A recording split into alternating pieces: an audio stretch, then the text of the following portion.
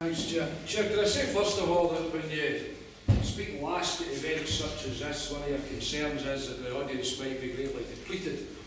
Well, that hasn't happened today, and maybe that's a testimony to the seriousness and importance of the subject matter. Because there's actually more people in this room than attended the founding meeting in 1888 at the Scottish Labour Party. There was another event in 1888, but John Mulligan. But the two principal people who attended that meeting and who organised it was, of course, James Hardy and a guy called Robert Cunningham Graham. Hardy was fresh for having fought the Mid-Lanark by-election, where he fought it as a Labour and Home Rule candidate, financed mainly by the Scottish Home Rule Association.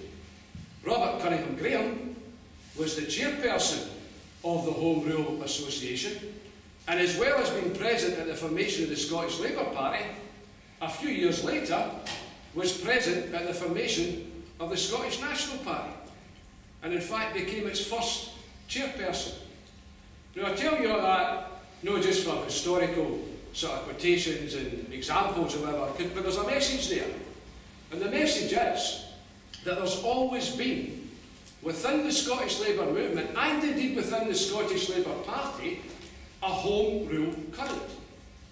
Now, Graham Smith commented this morning, quite rightly, about how we have reached a stage in history where, within the Labour Party, if you begin to raise questions about devolution max, or God help us, independence, then somehow you're classed as some closet nationalist, was the term that Graham used.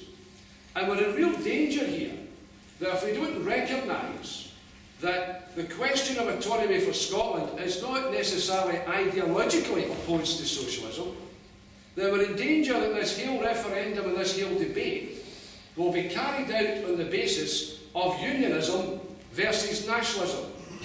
And we'll miss the point, because the point and the debate should be about what kind of Scotland do you want to see. And that brings us then to the practical questions, some of which have been touched on by some of the other speakers. Richard Leonard pointed out this morning, and indeed has gave us details in the handout, as to how the nature of the Scottish economy presents a difficulty in jumping to an independence position. Because the nature of the Scottish economy is that it's largely controlled from outside Scotland, and therefore it raises a question of how decisions taken within it can control that economy. Others have mentioned, Tommy and Neil have mentioned, about the growing influence of the European Union. An undemocratic body, if this is debate about democracy, then it has to be mentioned, where the proposals come not from the elected parliamentarians, but come from the unelected European Commission. And those proposals have to be based on treaties which specifically rule out financing publicly owned companies and rely on what's called the anti-competition principles. In other words, support for the free market and support for survival of the fittest. And it's an absolute nonsense, therefore, to talk about such a thing as independence for Scotland within Europe without first addressing the question of the need to democratise the decisions taken in Europe and to address the pro-capitalist direction of the European Union. The third barrier, which was touched on by Graham Smith as well, and I think Lynn Henderson referred to as well, is a barrier that exists within our own ranks. And that's the fact that time has moved on in the labour and trade union movement since those people met in 1888 to form the Scottish Labour Party, because the movement has tended to develop along UK lines.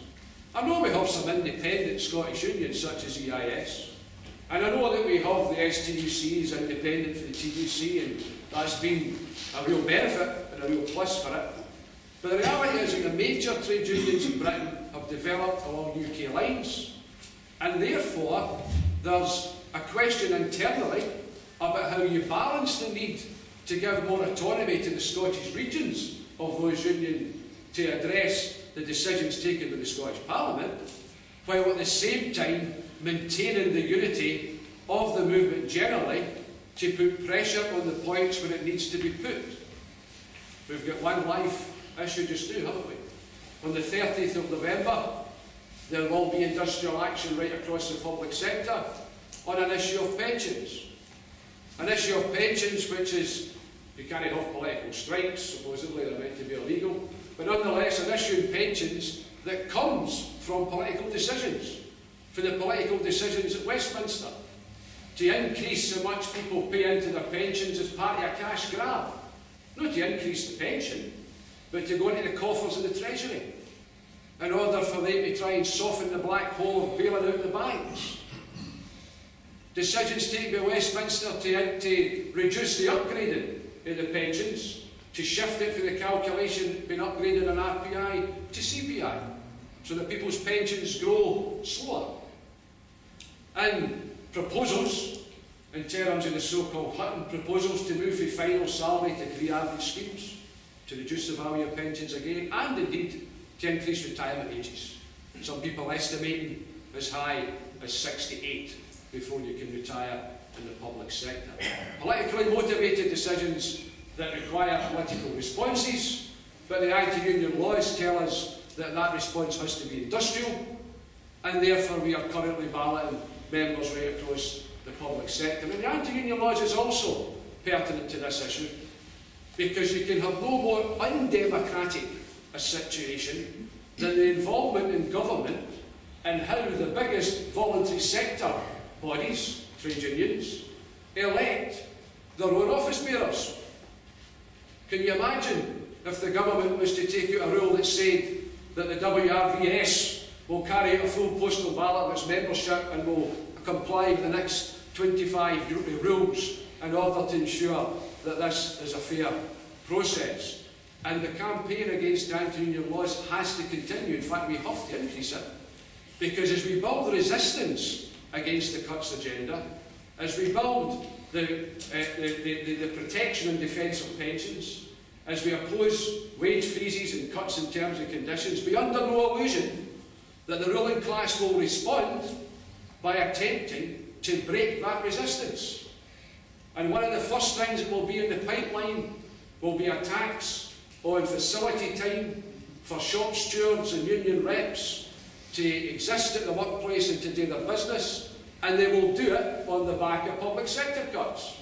They will say to the British population, do you know that we, Jeannie, in such and such a council has had X amount of hours off this week to represent members? She gets paid with her authority out the public purse for doing nothing in terms of actual work. So wait for that coming, and that means now we need to keep some kind of joined up thinking and unity with regards to the campaign against the anti-union laws, and that has to be done on a UK basis. But nonetheless, there are things that can be done at a Scottish level, as long as we see it in the context and understand that this needs to go for us as socialists beyond a constitutional change. We need to be thinking in terms of economic democracy, in terms of community empowerment, and in terms of industrial democracy. In terms of the economic question, devolution of power, when we campaigned for a devolved Scottish Parliament, was meant to be about bringing democracy and decision-making closer to people. The idea and the notion would be that that Scottish Parliament would then devolve those powers further down. But what we heard in the workshop, what we debated in the workshop on local government, for example, is that in some cases it's devolved up. And the Scottish Parliament has sucked up some of the powers. So we need to be arguing for the reverse of that to happen, for things to go back down and to involve local communities in some of the decision making that involves their lives and affects their lives. We hear a lot about regeneration. Well, the regeneration in the vast majority of working class communities seems to be based on building golf courses or houses that none of them will ever be able to buy. Now that's not something that I would suggest those communities would welcome. What they want is jobs, jobs for them, and for services to be built up, and for their quality of life to be increased by virtue of the moves that are taking place. In terms of the Scottish Parliament itself, there are issues and there are powers to build on now, without waiting for things like the Scotland Bill and a referendum to take place. For example, we have the position in Scotland in health and safety, where there are more accidents take place in Scotland, more fatalities take place in Scotland, and less prosecutions take place in Scotland.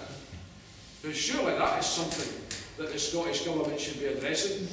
The argument will come up that says that health and safety legislation is a reserved power for Westminster, but the health and safety judicial system in Scotland isn't.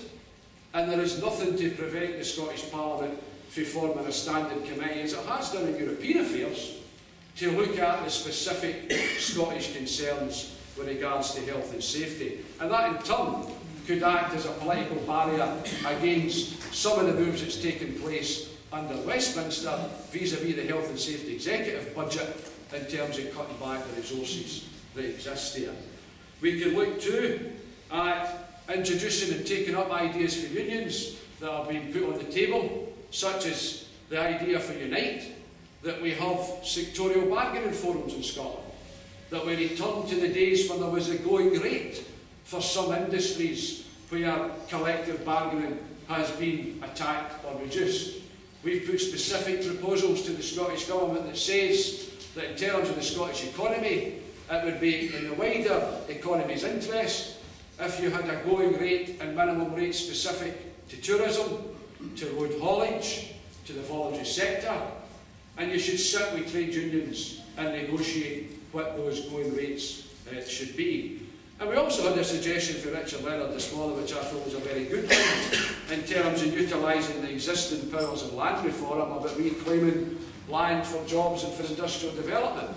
I have to say that the whole issue of land reform is something that needs to be revisited anyway, because it's not often known that the 1999 land reform proposals that went through the Scottish Parliament restrict the right to buy for communities to when land is up for sale. Well, the vast majority of land in Scotland is never up for sale. It's been passed on through the centuries from one laird to a next, and if you want to trace it back, you eventually identify the person who stole it and murdered somebody in order to get it in the first place. So there is scope here for the Scottish Parliament to democratise that degree of ownership and community empowerment. In terms of industrial democracy, Tommy mentions the lessons of the UCS, and he's quite right to mention that. There are many lessons about UCS, about political pressure, about the politicisation of the shop stewards and their subsequent politicisation of the workforce, about the broad democratic alliance that they managed to build up, you know, involving Tories, involving people on an international basis, and getting support from John Lennon and Yoko Ono. There's a whole range of lessons that you can learn for UCS. The principal lesson I take for UCS is that it demonstrates that working class people at the workplace can run their own affairs. That they can own the industry in which they are employed. And therefore, we should be looking towards industrial democracy and bringing back up the political agenda. Some might say the old arguments about workers' control. And the bedrock of that, the foundation of that, is a strong shop steward rank and file movement. Pauline asked the question and says that she hopes that things have changed in Unite. Things have changed in Unite. And one of the biggest things that's changed in Unite is that the General Secretary and others, from the top right down and from the bottom up, are absolutely committed to looking at the organising model of the trade union structure based on the rank and file shop stewards movement, based on lay democracy, based on educating workers to take control of their own affairs, and based on a commitment from the top that when those workers want to fight back against the employer, then no barrier will be placed in their way by the executive, and they will be supported by the executive and by the General Secretary. But in the longer term, that's about politicising people, about raising their confidence, about involving them in struggle. And there's some of the Scottish Parliament can do here to assist. They could, for example, under the whole lifelong learning agenda, recognise that trade union education is a form of lifelong learning. They could recognise that when you take a shop steward who hasn't been in a classroom for the last 30 years and shove them into it, then they're beginning to learn again. It's lifelong learning. So in terms of the money that they currently give out to employers in the lifelong learning agenda to get nice fancy pictures taken when invested in people plaque in a company magazine, they could divert that money towards training shop stewards to begin to raise the confidence of the workforce and therefore enhance democracy and democratic decision making. And they could also begin to invest in support for building workers' cooperatives. Not as an alternative to the public sector, as we're getting floated in Scottish water, but as an alternative to the private sector. And all of that is about democracy and about democratising Scotland. So for us, democracy goes much further than constitutional change.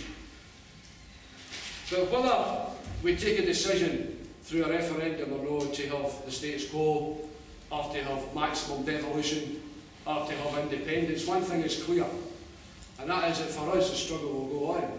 Somebody mentioned James Connell this morning, I think it was John, about replacing the Union Jack and still behaving the same way. James Connolly also said that on the day the Home Rule government goes into office, the Socialists go into opposition.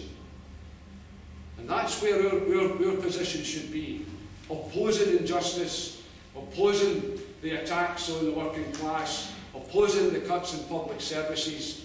So therefore, part and parcel of us building democracy is about building the Better Way campaign, is about bringing people together, about unifying people around about the People's Charter. That's what raises people's confidence, that's what raises people's consciousness in terms of class consciousness, and that is the primary role that we have got to play.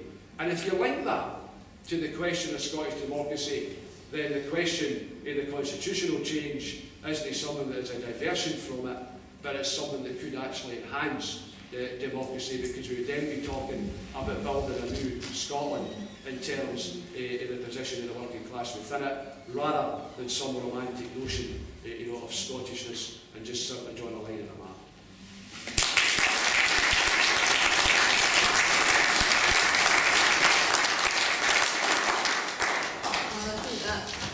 That really captures what we're going to get from this conference today. It's about how we translate ideas about